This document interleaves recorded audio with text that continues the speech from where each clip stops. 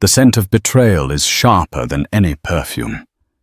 Isabella, 7 months pregnant and blissfully envisioning her family's future, stumbled upon a truth more devastating than any nightmare. Her husband, Adrian, the man who vowed eternal love, had just purchased a lavish penthouse. Not for them, but for his mistress. But Adrian underestimated the fury of a woman scorned and the fierce protectiveness of a mother-to-be. This isn't just a story of infidelity. It's a masterclass in revenge, a breathtaking heist of a multi-million-dollar property, and a pregnant wife who decided to rewrite her destiny one forged legal document at a time. The city skyline, a glittering tapestry of ambition and dreams, stretched out before Isabella Rossi. But her gaze was fixed on the tiny knitted booties in her hands. Pale yellow, soft as a whisper, they were a tangible symbol of the new life stirring within her. At 32, Isabella had what many considered the perfect life, married to Adrian Thorne. A charismatic and devastatingly successful property developer, she lived in a sprawling duplex overlooking Central Park, a testament to his Midas touch in the cutthroat world of New York real estate. Theirs was a world of charity galas, exclusive dinner parties, and whispered admiration. Adrian, with his sharp suit's disarming smile and a mind that could dissect a complex deal in minutes, was the golden boy of the Thorne Empire, a dynasty built on steel glass and shrewd negotiations. Isabella, an art curator with a keen eye and a gentle demeanor, was often described as his elegant counterpoint, the calm in his whirlwind existence. They had met at a Sotheby's auction, him bidding aggressively on a modern sculpture, her quietly observing his passion. Their courtship had been swift, a dazzling romance that culminated in a wedding featured in Vogue. For 5 years, their marriage had been a carefully curated masterpiece, or so Isabella believed. The pregnancy, their first, had been a joyous surprise. Adrian had been ecstatic, or at least he'd performed ecstasy convincingly. He'd showered her with affection, insisted on hiring a renowned obstetrician, and had even started designing a nursery in their duplex, a room with panoramic city views, promising their child the world. "Only the best for my heir," he'd chuckled, kissing her soundly, the scent of his expensive Tom Ford cologne, momentarily intoxicating her. But lately a subtle dissonance had begun to creep into their perfect symphony. Adrian was working later, his excuses more elaborate. "The Singapore deal is hitting a snag," he'd say, his voice tight with a stress she hadn't heard in years. Or "dinner with potential investors, darling.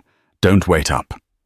The bouquets of lilies, her favorite, still arrived every Monday, but the accompanying notes felt perfunctory. The shared laughter over breakfast grew less frequent, replaced by the rustle of Adrian's Wall Street Journal and his clipped responses. Isabella, hormonal and increasingly sensitive, initially dismissed her unease as pregnancy-induced anxiety. Her friends, mostly wives of Adrian's business associates, chirped about how lucky she was. "Adrian adores you, Izzy, and a baby. You have it all." But a small, cold knot of dread began to tighten in her stomach. It started with a phone call she'd accidentally picked up. Adrian had left his phone on the bedside table, a rare oversight. The caller ID read, KZ Interiors. Curious, as they hadn't commissioned any new design work for their home or his office recently, she answered. "Mr. Thorne, just confirming the fabric swatches for the Hudson Yards penthouse arrived. Chloe is particularly thrilled with the velvet," a bright, slightly too familiar female voice had said. Isabella's blood ran cold. Hudson Yards. Chloe, she'd mumbled a wrong number and hung up her heart, hammering against her ribs. Adrian didn't own a penthouse at Hudson Yards. Their portfolio was extensive, but she knew every property, every investment. Or so she thought. When she'd cautiously questioned him later that evening, feigning casual interest about new acquisitions, Adrian had been dismissive. Hudson Yards? No, darling. We're focusing on the overseas markets right now. You must have misheard. He'd smiled a little too quickly, a little too smoothly, and changed the subject to the upcoming baby shower. The seed of doubt once planted began to sprout its tendrils, wrapping around her peace of mind. She started noticing other things, the faint, unfamiliar scent of jasmine on his shirts. A perfume definitely not hers. The way he angled his phone away from her when texts came in. The sudden increase in boys' nights out that stretched into the early hours of the morning. One Tuesday afternoon, while searching for a misplaced baby book in Adrian's study, a room usually as meticulously organized as his business dealings, she found a platinum American Express statement tucked inside a golf magazine. It wasn't his primary card, the one linked to their joint finances. This was a separate account, one she hadn't known existed. Her hands trembled as she scanned the itemized list. There were charges from high-end boutiques she didn't frequent. Agent provocateur Graf. Extravagant dinners at Daniel, a 2 Michelin-starred restaurant they hadn't visited together in over a year. And then the entry that made her breath catch, a significant down payment, hundreds of thousands of dollars, to related companies, the developers behind the ultra-luxurious residences at Hudson Yards. Specifically, a property listed simply as Penthouse B35, Hudson Yards. The booties in her lap suddenly felt like lead weights. The nursery Adrian was supposedly designing felt like a gilded cage. The life she believed was perfect was in reality a meticulously crafted lie, and she was standing on the precipice of its shattering. The man she loved, the father of her unborn child, was not just distant. He was leading a double life funded by their shared prosperity, and the centerpiece of this deception was a multi-million-dollar penthouse, a love nest for him and a woman named Chloe. The revelation didn't break her, not immediately. Instead, a chilling calm descended. The gentle art curator began to recede, and in her place a woman Isabella hadn't known existed, started to emerge one, with eyes as hard as the diamonds Adrian had likely bought for his mistress. Her baby deserved more than a broken home and a distracted father. Her baby deserved security, and Isabella would ensure they got it one way or another. The game, she realized, had just begun, and Adrian Thorne had no idea who he was truly playing against. The Platinum Amex statement felt like a venomous snake in Isabella's hand, its cold corporate lettering a stark contrast to the storm brewing within her. Hudson Yards, Penthouse B, Chloe. The names and places swirled in her mind, a toxic cocktail of betrayal. For days, Isabella moved through her luxurious life like an automaton, the perfect smile plastered on her face, her voice even and calm, while inside a tempest raged. She attended her prenatal yoga classes, discussed nursery color palettes with an overly enthusiastic designer Adrian had hired, a feeble attempt at misdirection, she now realized, and played the role of the serene, expectant mother. But beneath the surface, Isabella was a woman transformed. The soft edges of her personality were sharpening, her grief slowly, methodically being channeled into a steely resolve. She needed more than suspicion. She needed irrefutable proof, a complete picture of Adrian's duplicity. Her first step was discreet leveraging the skills she'd honed as an art curator. An eye for detail, meticulous research, and an understanding of the value of discretion. She started with KZ Interiors, A quick online search revealed it was a boutique interior design firm known for its opulent, modern aesthetic, often featured in architectural digests. Their portfolio showcased several high-end residential projects, including, to her chilling confirmation, previous collaborations with related companies at Hudson Yards. The Chloe, mentioned by the caller, was likely the principal designer, Katerina Zaleski, or perhaps more ominously, the client herself. Isabella then turned her attention to Adrian's digital footprint. She knew his laptop password, their wedding anniversary, a tragically ironic choice now. One evening when Adrian claimed to be at a late dinner meeting, the kind that drags on forever, darling all about zoning permits and tedious legalities, she slipped into his study. The room, usually a sanctuary of order, felt tainted to the scent of his expensive cologne, now cloying. Her fingers flew across the keyboard, her heart pounding a nervous rhythm against her ribs. She navigated through his emails, her search terms precise: Hudson Yards, Penthouse B, Chloe, KZ Interiors. The results were a digital tapestry of his deceit. Emails exchanged with a private banker confirming fund transfers. Invoices from KZ Interiors addressed to Mr. A. Thorne, Penthouse B35, Hudson Yards.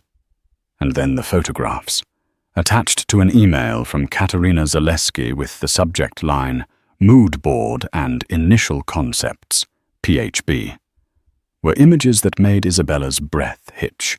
They weren't just architectural renderings.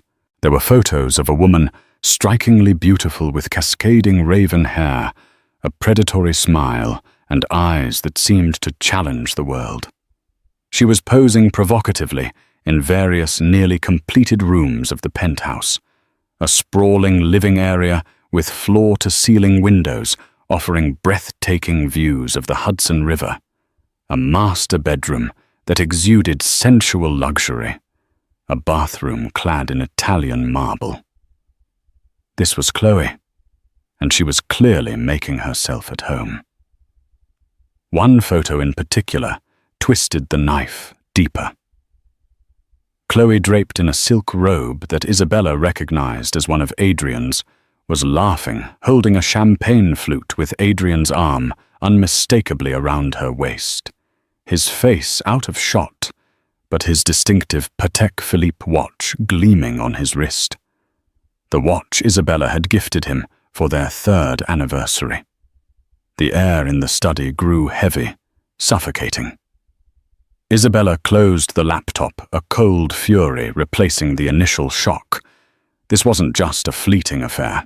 This was a parallel life, a carefully constructed world built on lies and their shared fortune. The penthouse wasn't just a property, it was a monument to his betrayal. To make the wound even more personal, one of the documents detailed the purchase of specific art pieces for the penthouse, pieces from a gallery Isabella had championed artists whose careers she had helped nurture. He was using her world, her passions, to furnish his love nest. The next day, Isabella knew she had to see it for herself.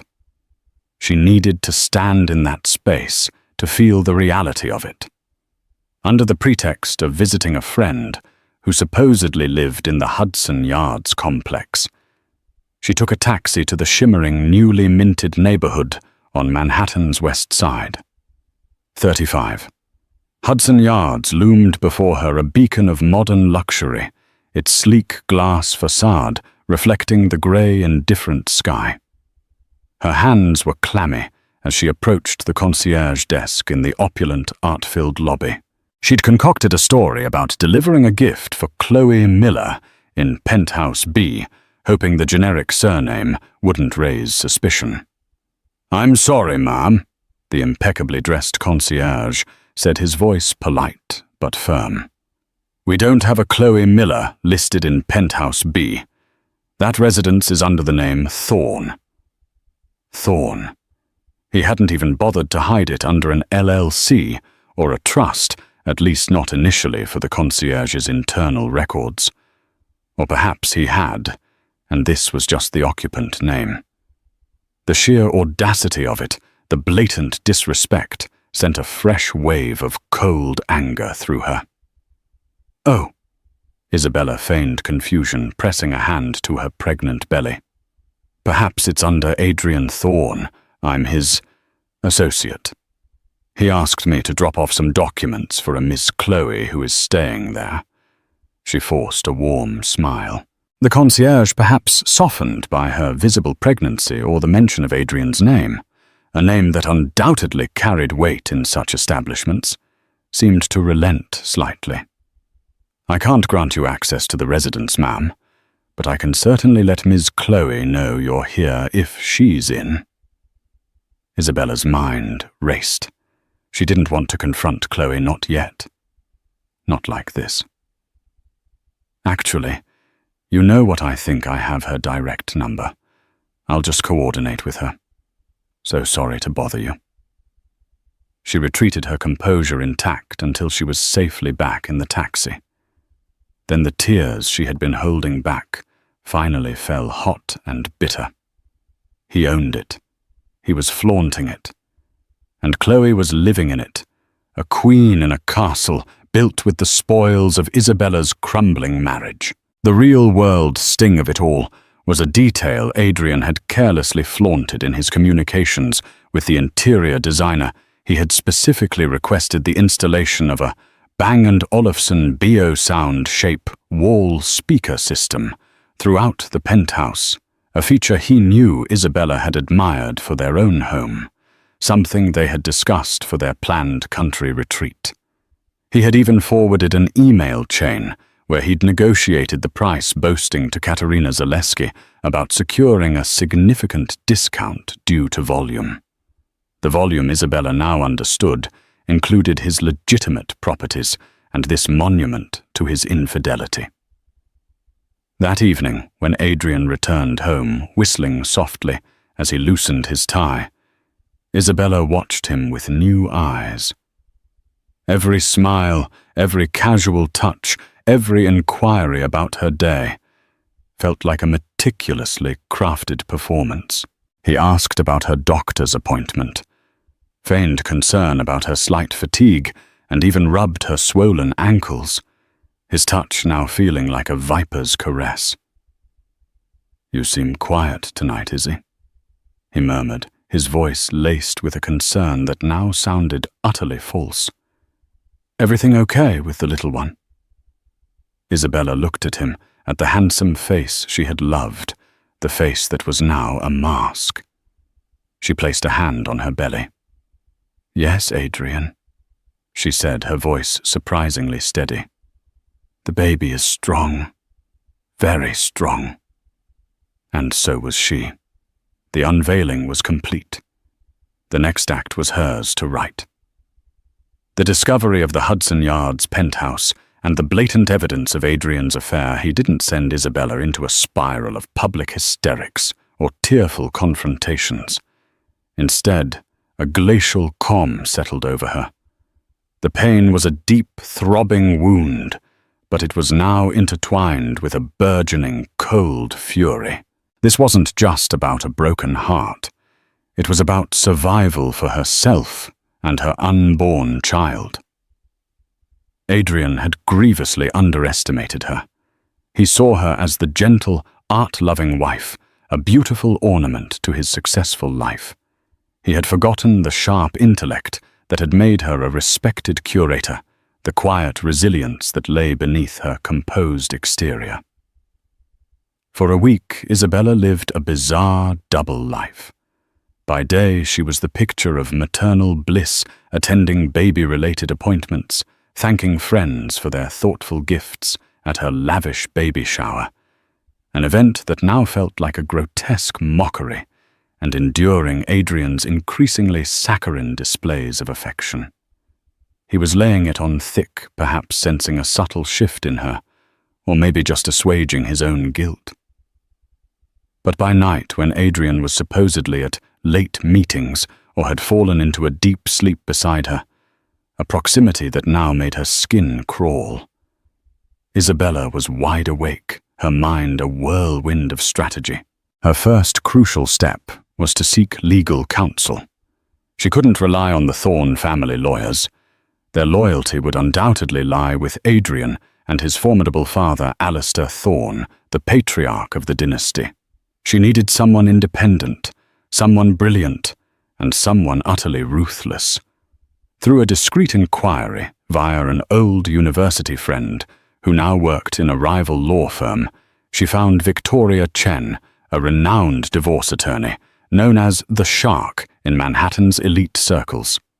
Victoria had a reputation for dismantling powerful men and securing astonishing settlements for her clients. Their first meeting took place in a nondescript office in a less ostentatious part of Midtown, far from the Thorne family's usual haunts. Isabella, dressed in understated elegance, laid out her story with calm precision, presenting copies of the Amex statement, the emails, and the damning photographs. She even detailed the Bang & Olufsen sound system, a small but telling detail of Adrian's calculated cruelty. Victoria Chen, a woman with sharp, intelligent eyes and an air of unshakable confidence, listened intently, her expression unreadable. When Isabella finished, Victoria leaned back in her chair. "Mrs. Thorne," Victoria began, her voice crisp and direct. "Your husband is not just an adulterer. He's arrogant. The fact that the Penthouse is for now in his name, or a very easily traceable entity, simplifies certain aspects and complicates others, especially if he funded it with what could be argued as marital assets." "So what are my options?" Isabella asked, her voice steady. "I don't just want a divorce, Miss Chen. I want to ensure my child's future is secure. He used our money, our life, to build this other existence." The word "our" felt like ash in her mouth. Victoria nodded. "Standard procedure would be to file for divorce, citing adultery. We would then enter into discovery, identify all marital assets, including the Penthouse, and fight for your rightful share. Given your pregnancy and the blatant nature of his infidelity, we could aim for a very favorable settlement. However," Victoria paused, a glint in her eye. "You mentioned something that piqued my interest. You found the original Amex statement. Do you have access to his study, his files, his financial documents on a regular basis?" "Yes," Isabella confirmed. "He's become careless, or perhaps he simply doesn't believe I'd ever look." "And this Penthouse," Victoria continued, "was it purchased outright, or is there a mortgage?" Isabella recalled the documents. "A substantial down payment, but there was mention of financing for the remainder through a private bank he often uses, Sterling Fiduciary Trust." Victoria tapped a perfectly manicured nail on her desk. "If the property is solely in his name, or in a single-member LLC, where he is the sole member, and if he used a power of attorney for any part of the transaction that you might hypothetically have access to, or could replicate with compelling accuracy, or if he was foolish enough to leave signed blank transfer documents anywhere." She let the sentence hang, a silent invitation. Isabella's mind raced. Adrian was an organized man, but he was also a creature of habit, and increasingly of arrogance. He often had documents couriered to their home for signature, sometimes leaving them on his desk overnight if he was too busy or distracted. He trusted their housekeeper implicitly, and Isabella well, she was just his pregnant, unsuspecting wife. He sometimes has his personal assistant, a very efficient young man named Martin. "Prepare documents," Isabella said slowly, a daring idea beginning to form. "Martin is incredibly loyal to Adrian, but also somewhat overwhelmed." Adrian signs stacks of papers, often without more than a cursory glance, especially if Martin assures him it's standard procedure or time-sensitive closing docs. A ghost of a smile played on Victoria Chen's lips. Interesting. Now, directly transferring a deed without his knowledge is highly illegal and fraught with peril. Forgery fraud. These are serious crimes, Mrs. Thorne. We are not going down that path. Isabella's fleeting hope deflated slightly. However, Victoria continued, leaning forward, understanding the structure of his holdings is key. If he has a dedicated LLC for the Penthouse, and if hypothetically you were also a member of that LLC, or could be made a member legitimately through some pre-existing general operating agreement clause, he's forgotten about. Or more simply, if the property is in his name and he, in a moment of, let's call it, misguided affection, or perhaps strategic asset protection from other creditors, decided to add you to the title as a joint tenant with rights of survivorship, or to transfer it into a trust of which you are the primary beneficiary, that would be a different story. Victoria then outlined a complex, audacious strategy. It wasn't about forging a signature on a deed transfer.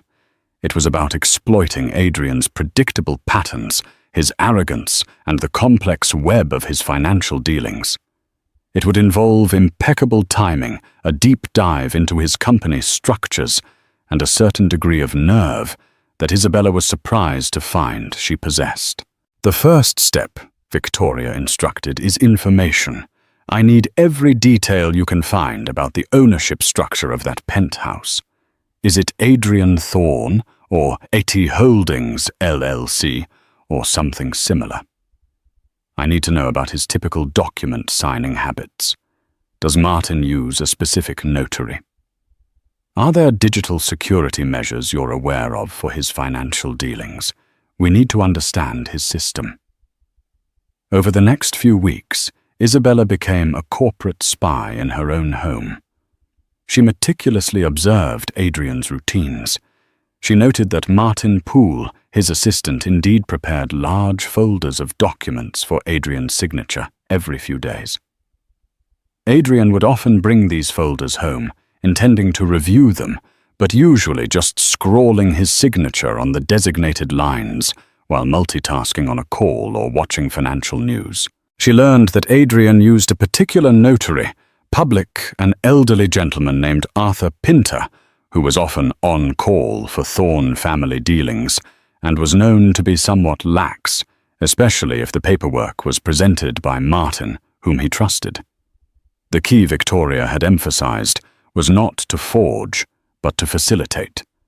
To create a situation where Adrian himself unknowingly but willingly signed the necessary documents. This would involve preparing a legitimate-looking set of papers, perhaps an amendment to an existing trust or a transfer of an asset between his own entities that just happened to include the penthouse, with Isabella being added as a beneficiary or co-owner in a way that seemed innocuous or even beneficial for his asset protection. Isabella discovered that Adrian had indeed set up a new LLC for the Penthouse, Hudson Luxury Properties LLC. He was the sole member. This was both a challenge and an opportunity. Victoria Chen began to draft a series of documents. They were complex, layered, and designed to be slipped into a stack of Adrian's usual paperwork. The crucial document would be a transfer of ownership of Hudson Luxury Properties LLC to a newly created trust, a trust where Isabella would be named as the primary, irrevocable beneficiary, and crucially, as the trustee with the power to manage its assets. The trick Mrs. Thorne, Victoria said, during one of their clandestine meetings, her voice low and serious, is the presentation. It needs to be buried. It needs to look like a standard, boring internal restructuring document, something his eyes would glaze over. Martin Poole, his assistant, is the gatekeeper. If Martin includes it in the pile, Adrian will likely sign. Isabella felt a shiver of trepidation, but it was overshadowed by a fierce determination. "How do I get it into Martin's pile?" Victoria smiled. "That Mrs. Thorne is where your understanding of your husband's office dynamics and perhaps a little social engineering will come into play. Martin is overworked. What if a few urgent, complex-looking but ultimately unimportant documents were to land on his desk from another department, just as he's compiling Mr. Thorne's signing stack, making him rushed and less likely to scrutinize every single page he adds from his own pile?" Isabella's mind began to whirl. She knew Adrian often complained about the inefficiencies of their London office, how they'd send documents at the last minute. She also knew Martin was trying to impress Adrian to secure a promotion. The strategist was fully awake. She had the legal mastermind in Victoria Chen. She had the intimate knowledge of her husband's vulnerabilities. And she had the most powerful motivator of all the tiny life growing inside her, a life she would protect with the ferocity of a lioness. The stage was being set for a high-stakes performance, and Isabella was ready to play her part. The penthouse, a symbol of his betrayal, would become her leverage, her security, and ultimately her triumph. The plan was audacious, a high-wire act of legal cunning and psychological warfare fraught with 1,000 points of failure. Yet for Isabella, the risk felt negligible compared to the certainty of a life tethered to Adrian's deceit. She had crossed her Rubicon the moment she saw Chloe's smug, proprietary smile in those penthouse photographs. The sight of the Bang & Olufsen speakers, a shared dream he had stolen and gifted to his mistress, was an intimate cruelty that had cauterized her pain, leaving behind a diamond-hard resolve. This was no longer about a broken heart. It was a reclamation. Victoria Chen, a maestro of marital combat, had drafted the documents with the precision of a watchmaker. They were a symphony of legalese designed to be impenetrable and, most importantly, profoundly boring.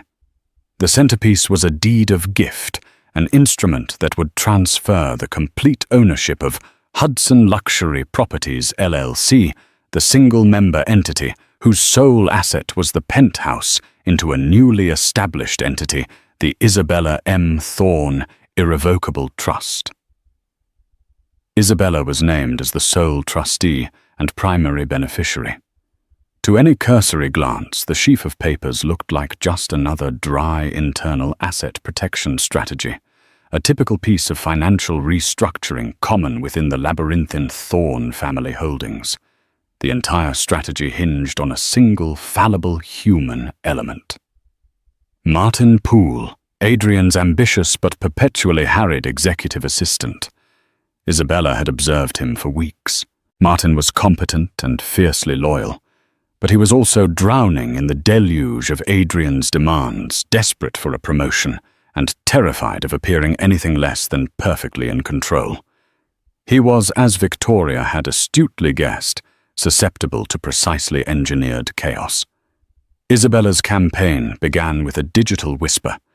Using a burner phone and a public Wi-Fi network, she began her subtle manipulation.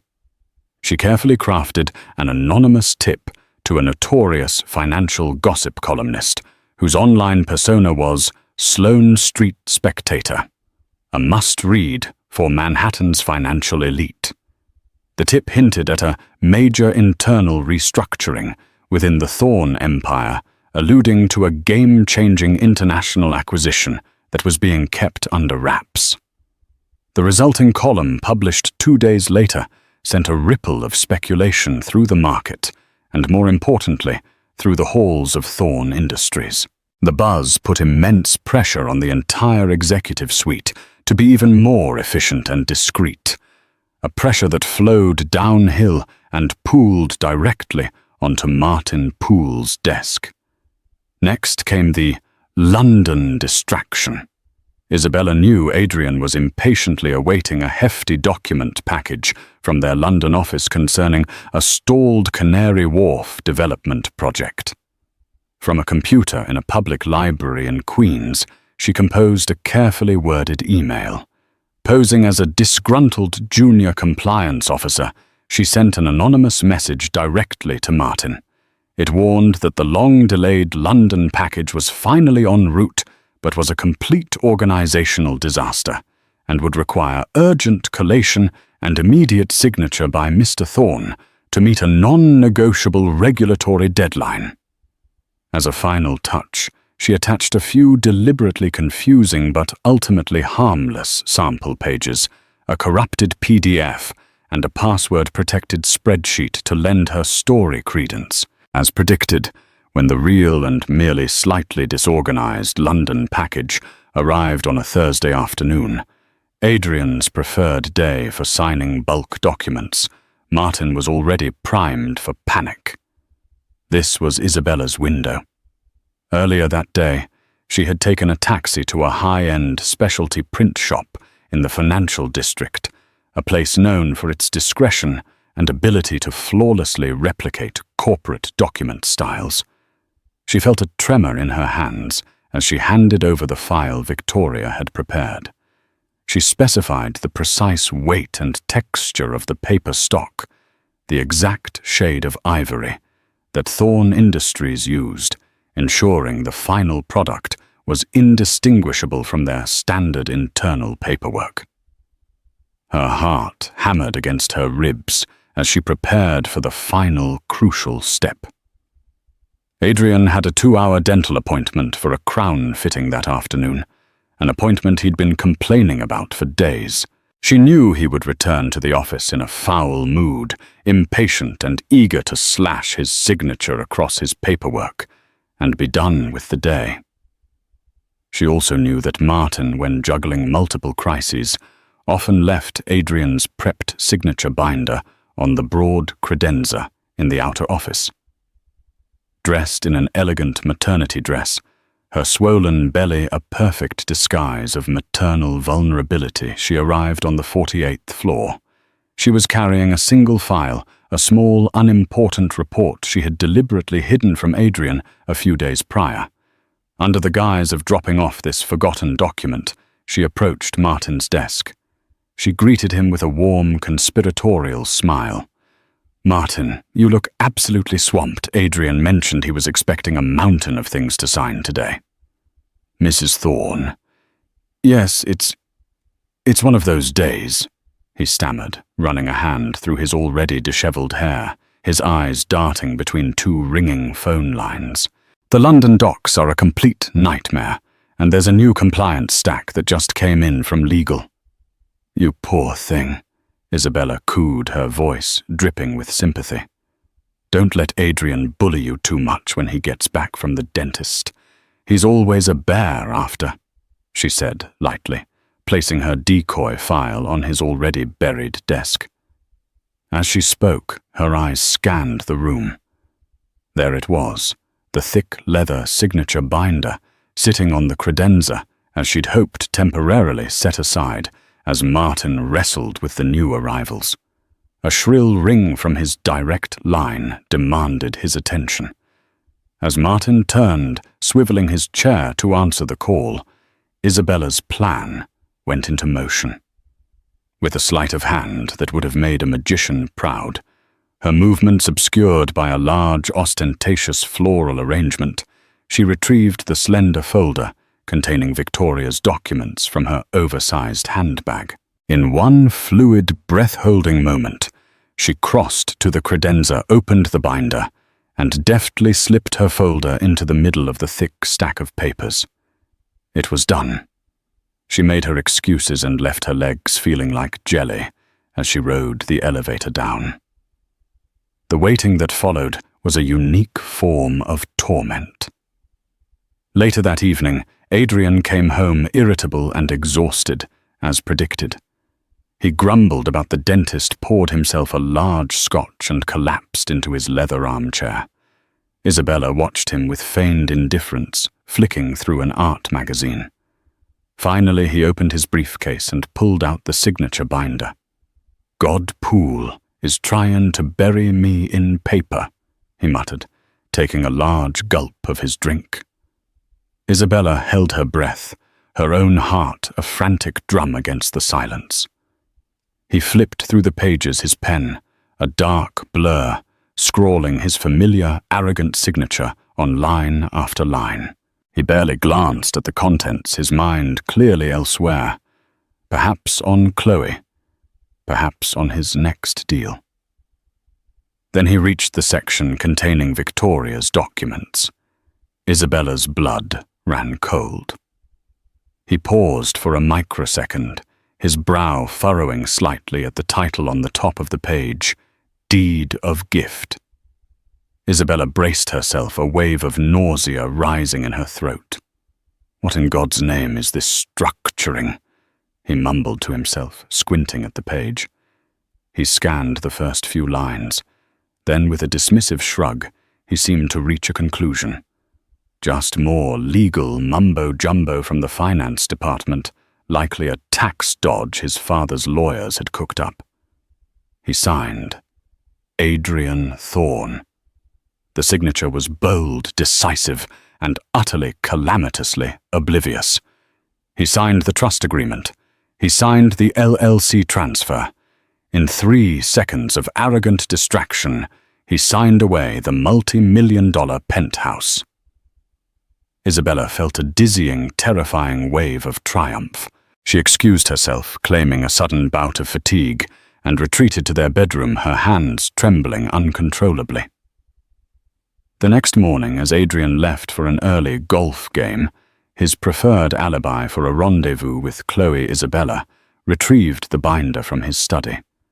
She carefully extracted her precious ink-laden documents. She met a discreet courier Victoria had arranged, and the papers were whisked away to be notarized by a trusted associate of Victoria's, far from Adrian's usual channels, before being officially filed with the relevant city and state authorities. The paper trail was now legally binding and irreversible. The Hudson Yards penthouse now belonged to the Isabella M. Thorne Irrevocable Trust. The confrontation when it came a week later was more explosive than anything Isabella could have imagined. Adrian had apparently tried to access funds related to the Penthouse LLC, only to be blocked by a bureaucratic brick wall. He had instructed a frantic Martin Poole to investigate, and the truth had been unearthed. Isabella was in the nursery, calmly assembling a mobile of softly colored stars when he stormed in. He wasn't just angry. He was a spectacle of pure rage, his face a mask of thunderous disbelief. He was clutching a printout, his hand shaking violently. "What the hell is this, Isabella?" He roared, his voice echoing through their opulent duplex, a sound so guttural it seemed to shake the windows. "Hudson Luxury Properties LLC. Transferred to some ridiculous trust with your name plastered all over it. My penthouse." Isabella turned slowly, her expression one of utter serenity. "Our penthouse, Adrian. I was under the impression it was your very special, very private project, the one with the lovely Chloe, the one with the Bang & Olufsen sound system I always wanted." Adrian's jaw dropped. The blood drained from his face, replaced by a mottled flush of shock and fury. You knew." "Oh, I know everything, Adrian," Isabella said, her voice dangerously soft, each word a perfectly aimed dart. "I know about Chloe. I know about the dinners at Daniel you charged to a secret Amex. I know about the lingerie from Agent Provocateur and the diamonds from Graf. I know about the lies, the late nights, the pathetic excuses. I know about the betrayal of every vow you ever made to me and to the child I am carrying." "You conniving bitch," he spat, taking an aggressive step toward her. "You forged my signature. This is fraud. I'll have you arrested. I'll ruin you." Isabella didn't flinch. "No, Adrian, you won't," she said, her voice unwavering. "Because you didn't look closely enough, did you? In your haste. That was your signature. Quite clear, quite legal. You signed it all away yourself. She gestured to the printout he was still clutching. As for ruining me, I think you'll find the tables have turned. That penthouse, your little love nest, is now the primary asset securing my future and our child's future. Go ahead, challenge it. Think of the scandal. Adrian Thorne, real estate mogul, defrauded by pregnant wife after affair exposed. Or my personal favorite, Thorne Empire, heir loses multi-million-dollar penthouse in shocking marital blunder. Your father will be thrilled. Adrian stared at her, utterly speechless, his rage battling with a dawning, horrifying understanding of the checkmate she had just delivered. He had been outmaneuvered, outplayed and annihilated by the woman he had dismissed as a beautiful fool. Just then her phone buzzed on a nearby table. It was a text from Victoria Chen. Digital registries updated. Congratulations, Trustee Thorne. The asset is secured.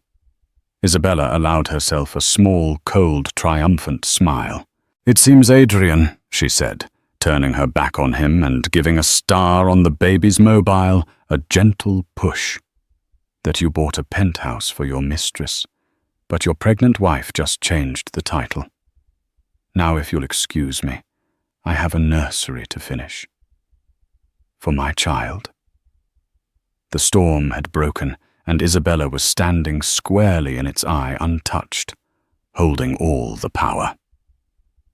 Adrian Thorne was not a man accustomed to defeat. He was a predator in the concrete jungle of New York real estate, a titan forged in a crucible of privilege and relentless ambition, used to bending rules, situations, and people to his will.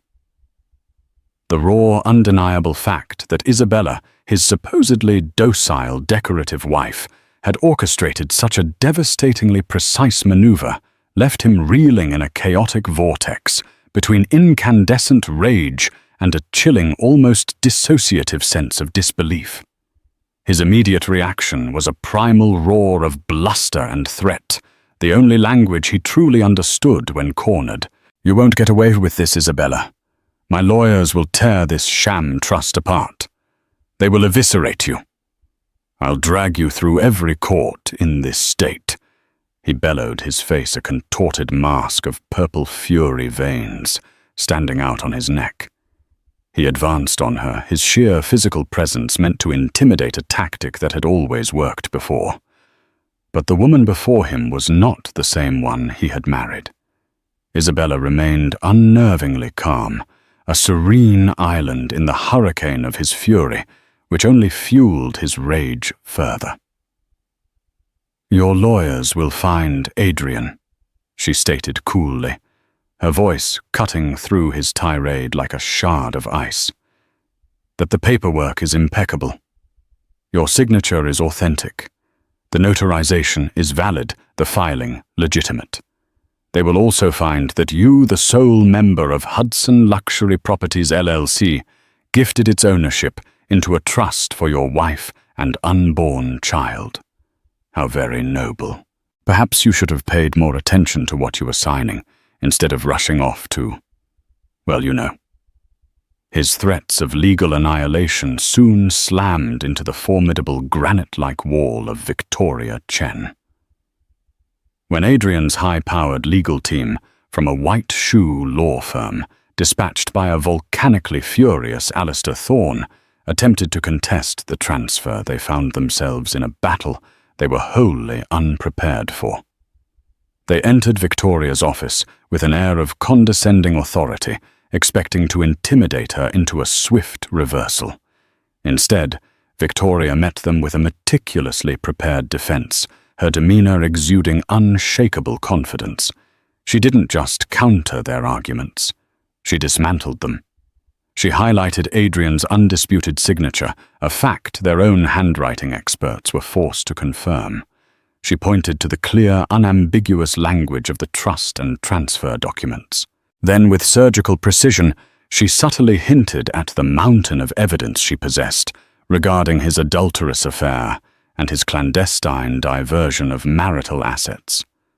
She spoke of flight manifests, credit card statements, detailing lavish gifts and damning photographs that would make for a spectacular media circus. The Thorne family lawyers, accustomed to steamrolling opponents with sheer financial might, found themselves in an uncharacteristically weak position. Victoria Chen painted a vivid picture of the discovery process for them. "Imagine, gentlemen," she said, her voice smooth as silk, "deposing my client, a heavily pregnant woman, forcing her to recount the details of her husband's infidelity on public record. Imagine the headlines, the optics," she continued, letting the word hang in the air are, to put it mildly, catastrophic. The risk of a very public, very messy court battle. One that would drag the Thorne family name through the mud and expose Adrian's profound recklessness to business partners and rivals, was a powerful deterrent. The final nail in Adrian's coffin was hammered in by his own father. Alistair Thorne, a man who valued reputation and control above all else, summoned Adrian to his cavernous, wood-panelled office. He was reportedly apoplectic, his voice a low, dangerous growl. He wasn't angry about the affair that was a predictable male failing in his eyes, but about the sheer, unadulterated stupidity of being so comprehensively outmaneuvered by a woman he had always dismissed. "You didn't just get caught," Alistair seethed. "You signed the confession, gift-wrapped the evidence, and handed your enemy the gun. You have made the family look weak, and that is unforgivable." Meanwhile, Chloe, the mistress ensconced in her now formally gifted penthouse, had her own rude awakening. A formal, legally binding notice to vacate the premises, dispatched by Victoria Chen's office, arrived via courier. Chloe, who had envisioned herself as the future Mrs. Thorne, or at the very least the indefinite queen of her Hudson Yards castle, was incandescent. She bombarded Adrian with a hailstorm of frantic, hysterical calls and texts. "What is going on, Adrian? Some lawyer sent me an eviction notice from my apartment. Your wife is insane. You need to fix this now." Adrian, humiliated and increasingly desperate, tried to placate her with hollow promises, but the currency of his power had been devalued. He no longer held the keys to that kingdom. Chloe's dream of a life of effortless luxury turned into a nightmare of packing boxes. The designer clothes, the opulent furnishings, the illusion of a secure future, it all began to crumble. She had hitched her star to a falling man. When it became painfully clear, Adrian couldn't, or more accurately was forbidden by his father to buy her another comparable sanctuary. Especially with his finances under sudden intense scrutiny, Chloe's mercenary colors showed in their full garish glory. Her tearful demands morphed into bitter accusations and threats to go to the press with her own sordid story. A move that only further weakened Adrian's already untenable position. The battle over the penthouse became the unmovable linchpin of the divorce settlement. Adrian, under immense pressure from his father to make the scandal disappear quickly and quietly, and faced with Victoria Chen's unwavering resolve, was forced to capitulate completely. The final meeting was a portrait of defeat. In exchange for Isabella agreeing to a discreet divorce and a cast-iron non-disclosure agreement, the penthouse via the trust remained unequivocally hers. Furthermore, a generous child support agreement that would ensure her child wanted for nothing, and a significant portion of their other, more legitimately shared marital assets were settled in Isabella's favor, free and clear. Adrian was left seething, his reputation in tatters, his finances significantly dented, and his ego shattered into 1,000,000 pieces. The Thorne empire while vast was shaken, and whispers followed Adrian like a shadow in the halls of finance and society. His Midas touch seemed to have tarnished, and Alistair Thorne, pragmatic to the core, began to subtly sideline his son from key decision-making roles, a quiet corporate coup that installed Adrian's more stable younger sister as the heir apparent. For Isabella, the months following the confrontation were a period of profound, quiet transformation. The ambient stress of the situation had been immense, but it was overshadowed by a deep, grounding sense of her own power. She moved out of the Central Park duplex, a place that now felt like a beautiful mausoleum, leaving the ghosts of her marriage behind without a second glance. After careful consideration, she decided against moving into the Hudson Yards penthouse herself. It was a spoil of war, a symbol of her victory, but it was also tainted by betrayal. Instead, Victoria Chen's office helped her lease it out to a hedge fund manager at a premium, the substantial rental income flowing directly and untouchably into the trust, securing a steady financial future for her and her child. With a portion of her settlement, she bought a beautiful, light-filled brownstone in a quieter, family-friendly neighborhood in Brooklyn, a space that felt like a true home, a sanctuary she had chosen, fought for, and secured herself. She focused on her health, her baby, and the joyful rediscovery of her own passions. The gentle art curator hadn't disappeared.